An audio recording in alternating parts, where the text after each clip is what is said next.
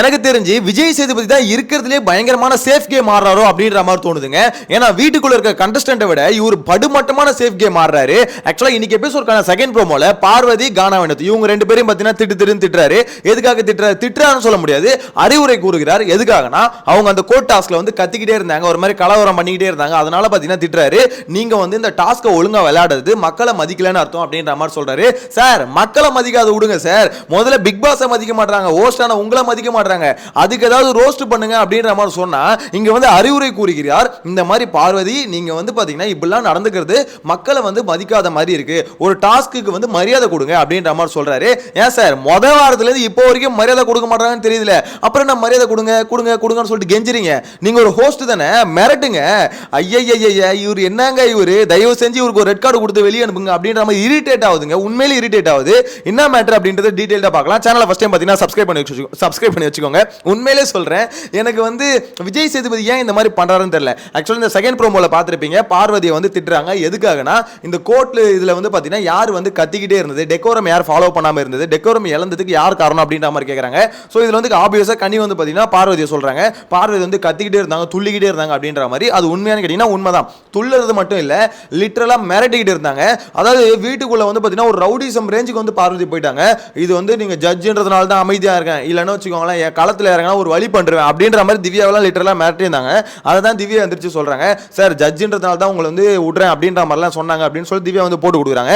So இந்த மாதிரி பார்த்தீங்கன்னா எல்லாரையும் மிரட்டுறது, அதாவது யார் வந்து அது இவங்க பாட்டுன்னு பேசுவாங்களா, யாராவது அமைதியா இருந்தா அவங்க கூட சண்டைக்கு போயிடுவாங்களா, உடனே ஜோடியா சண்டை போடுறது. இவங்க போகும்போது பார்த்தீங்கன்னா கூடிய மக்ருதினி கூப்பிட்டுக்கிறது, இந்த மக்கும் இந்த பீடியும் சேர்ந்துக்கிட்டு ரெண்டும் பார்த்தீங்கன்னா சண்டை போட்டுட்டு இருக்கிறது. எனக்கு வந்து பார்வதி நானும் சொல்லக்கூடாதுன்னு பார்க்குறேன், பண்ணுற வேலைலாம் பின்ன அப்படி தானே இருக்குது, பீடை வேலை பண்ணுற மாதிரி தான் இருக்குது பார்வதி பண்ணுறது ஃபுல்லாக. இந்த பீடைக்கு வந்து பார்த்தீங்கன்னா இன்னொரு பீடை சப்போர்ட் வருது, கிட்டத்தட்ட மக்ருதினு கூட சேர்ந்து இன்னொரு பீடையாக மாறினாரோ அப்படின்ற மாதிரி தான் தோணுது. உண்மையில நானும் யூஸ் பண்ணக்கூடாதுன்னு நினைக்கிறேங்க.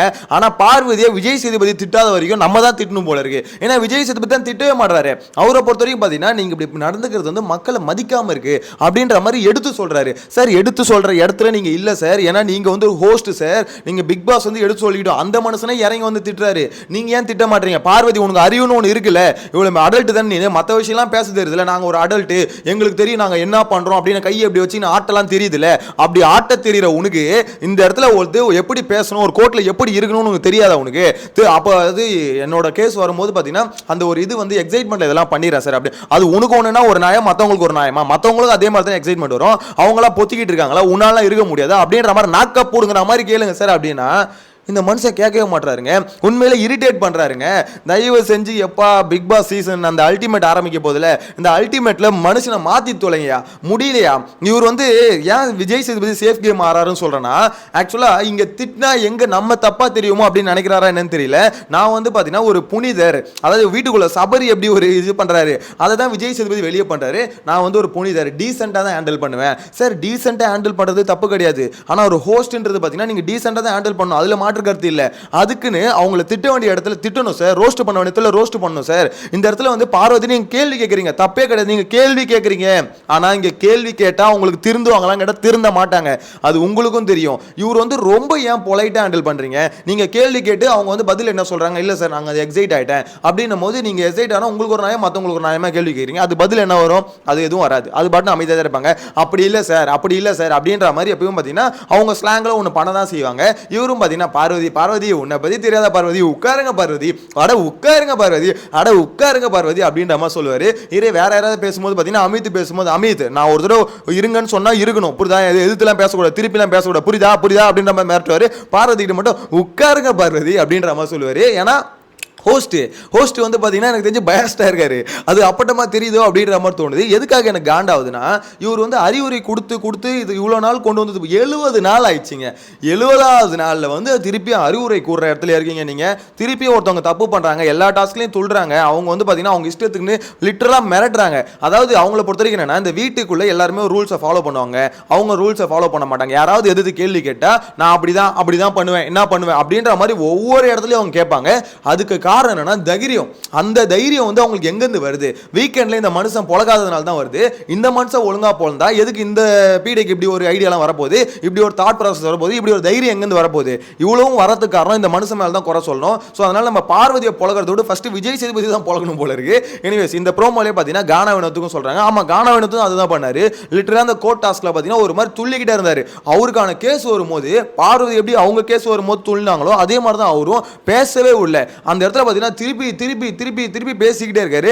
கானா வினோத்து கண்டிப்பா சொல்றேன் கப்படிக்கிறதுக்கு வாய்ப்பு ரொம்ப ரொம்ப கம்மியாகிட்டே இருக்கு கொஞ்சம் கொஞ்சமா. ஏன்னா அவருக்கு வந்து சப்போர்ட் இருக்குது. ஆனா விஷயம் என்னன்னா அவரே அந்த சப்போர்ட் வந்து பார்த்தீங்கன்னா அதாவது எப்படி சொல்றது, தனக்கு வந்து யாரும் மண்ணள்ளி போடுவானா அவனே அவன் தள்ள மண்ணள்ளி போட்டுப்பாங்க நாங்களே. அதுதான் கானா வினோத்து. அவர் வாயை எந்த அளவுக்கு ஓப்பன் பண்ணி பேசுறாரோ அவர் வந்து எக்ஸ்போஸ் ஆகிட்டே இருக்காரு. அவர் மேல வந்து பார்த்தீங்கன்னா ஹேட்ரேட் அவரே உருவாக்கிட்டே இருக்காரு. உண்மையில அந்த கோர்ட் டாஸ்க் எல்லாம் மனுஷன் ரொம்ப பண்ணிட்டாருங்க. கடைசி 2 நாள் பார்த்தீங்கன்னா கவுண்டர் கொடுக்கறது இப்படி பண்ணிட்டு இருந்தா அதெல்லாம் மாட்டுக்கிறது இல்லை. ஆனா அவருக்கான கேஸ் வரும்போது அவர் மேல ஒரு குற்றச்சாட்டு வரும்போது அந்த மனுஷனால ஏத்துக்கவே முடியல. அப்படியே லிட்டரலா இன்னும் எப்படி திரும்ப துள்ளிட்டு இருந்தாரு. அதை பார்க்கும்போது ஐயா உங்களுக்கு போன வாரம் தானே சொன்னாங்க துள்ளாதீங்க பேச விடுங்கன்னு. ஏன் அவங்க பேசிட்டோம் அதுக்கப்புறம் நீங்க அங்க இருந்து பேசவே கூடாது. அந்த இடத்துல இருந்து இவர் கத்திக்கிட்டே இருக்கிறது. ஸோ இந்த இடத்துல பார்த்தீங்கன்னா பார்வதி இது கமருதீன் கானா இவங்களாம் ஒன்று சேர்ற இடமே தான். ஒருத்தவங்களுக்கு சப்போர்ட்டா போறாங்க. அவங்க கிட்ட இருக்க தப்பையே அவங்க புரிஞ்சிக்க மாட்டாங்க. நான் இவங்களை மட்டும் சொல்றேன்றதுக்கோசம் இந்த அன்பு கேங் வந்து உத்தமர்கள் அப்படின்னு நம்ம சொல்ல வரல. அவனுங்க வந்து பக்கா குரூப்பிசம் கேம் ஆடுறானுங்க. இப்போ வரைக்கும் ஆடுறானுங்க. இல்லவே இல்லை, அதுல மாற்று கருத்து இல்லை. ஆனா அங்கே என்ன மேட்டர்னா குரூப்பிசம் கேமில் அவங்க ஆனாலும் அவனுங்களுக்கு ஒரு பிரச்சனை இப்போ எதுவும் வரல. அந்த பிரச்சனையை இவங்க எடுத்துகிட்டு போயிட்டு கரெக்டாக கருத்து வயசு அப்படின்னா அடின்னு அடிச்சா அந்த கேங் உடையும். ஆனால் இவனுங்க என்ன பண்ணுறானுங்க ஒரு மாதிரி அங்கே வந்து கரெக்டாக கருத்தை வச்சு அடிக்கிறத விட்டு ஒரு மாதிரி பஜாரித்தனம் பண்ணோன்னு சொல்லுவாங்களே அதை தான் பண்ணிட்டு இருக்காங்க. ஒரு தேவையில்லாத சில்லியான ஒரு மேட்டரை எடுத்துகிட்டு போய் சண்டை போடுறது. லிட்டரலாக பார்வதியோட பிஹேவியர் பார்த்தீங்கன்னா எப்படின்னா பிக் பாஸ்க்கும் போயிட மாட்டேன் யாருக்கும் போயிட மாட்டேன் நான் தான்டா இங்கே நான் தான் அப்படின்ற மாதிரி சொல்லுவாங்க. அந்த மாதிரி பார்வதியை பொறுத்த வரைக்கும் நான் தான் இங்கே எல்லாம். திவ்யா வந்து அந்த ஜட்ஜாக இருக்கும்போது பார்த்தீங்கன்னா அந்த கோர்ட்டுக்கு அப்புறம் இந்த ட்ரெஸ்ஸுக்கு தான் நான் மரியாதை கொடுக்குறேன் அப்புறம் பார்த்துக்கோங்க அப்படி ஒரு லுக் ஒன்று விட்டாங்க பார்த்தீங்களா அமைதியாயிருன்னு சொன்னதுக்கு எனக்கு அப்பெல்லாம் பார்த்தீங்கன்னா தோணுச்சு ஓ பீடைக்கு இவ்வளோ தைரியம் இருக்கா அப்படின்ற மாதிரி தான் அப்போ தோணுச்சு.